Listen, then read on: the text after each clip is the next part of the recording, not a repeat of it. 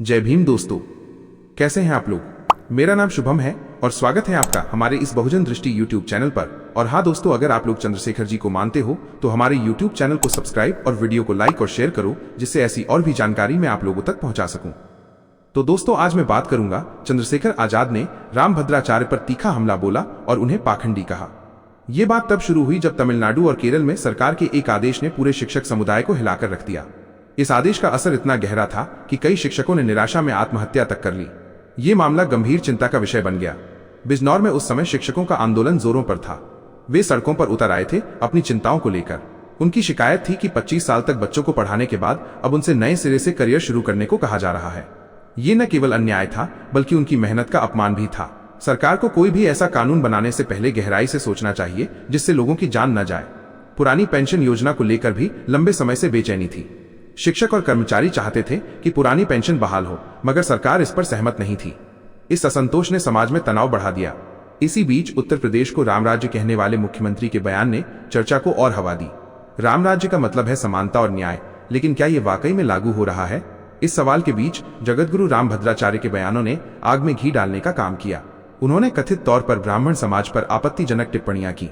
कहा कि उपाध्याय और विकसित ब्राह्मण नीच होते हैं। ये बयान समाज में बंटवारे को बढ़ाने वाला था। खासकर मेरठ की धरती पर जहां क्रांति की चिंगारी भड़की थी, वहां ऐसी बातें करना और भी गलत था। मेरठ वही जगह है जहां कोतवाल धर्म सिंह गुर्जर जैसे वीरों ने अंग्रेजों को खदेड़ा था।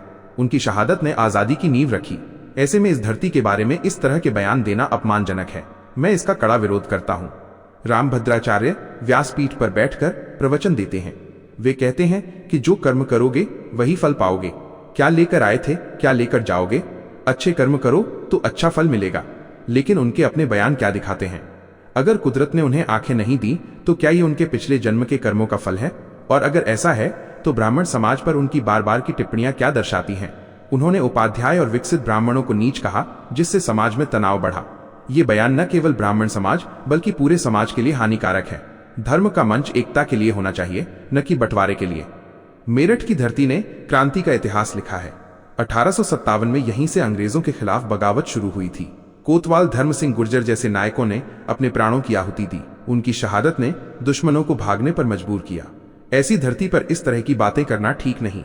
ये उस बलिदान का अपमान है। मैं ज्यादा नहीं कहना चाहता, लेकिन इतना जरूर कहूंगा कि ऐसे बयानों से समाज टूटता है। हमें एकता की जरूरत है, न कि नफरत की। रामभद्राचार्य के बयानों ने समाज में एक गलत संदेश दिया है। ब्राह्मण समाज पर उनकी टिप्पणियां न केवल अपमानजनक थीं, बल्कि उन्होंने सामाजिक सौहार्द को भी ठेस पहुंचाई। धर्म और अध्यात्म का मंच ऐसा नहीं होना चाहिए जहां से समाज को बांटने वाली बातें हों। हमें चाहिए कि हम एक दूसरे का सम्मान करें। कोई भी समुदाय, चाहे वो ब्राह्मण हो या कोई और, इस तरह की टिप्पणियों का पात्र नहीं होना चाहिए।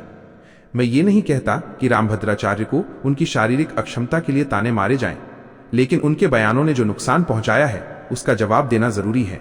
अगर वे कर्म और फल की बात करते हैं तो उनके अपने कर्मों का क्या? समाज को बांटने वाले बयान देना क्या धर्म के सिद्धांतों के अनुरूप है? मेरठ की धरती हमें एकता और बलिदान का पाठ पढ़ाती है। हमें उस भावना को जीवित रखना होगा। अंत में मैं यही कहूंगा कि हमें अपने कर्मों पर ध्यान देना चाहिए। चाहे वो सरकार हो जो शिक्षकों की मांगों को अनसुना कर रही है, या कोई धार्मिक गुरु जो समाज को बांटने वाले बयान दे रहा है। हर किसी को अपने कर्मों का हिसाब देना होगा। राम राज्य का सपना तभी साकार होगा जब हम समाज में एकता और न्याय को बढ़ावा देंगे। शिक्षकों की आवाज सुने, हर समुदाय का सम्मान करें और मेरठ की क्रांतिकारी धरती के बलिदान को याद रखें। यही सच्चा राम राज होगा। जय भीम, जय संविधान।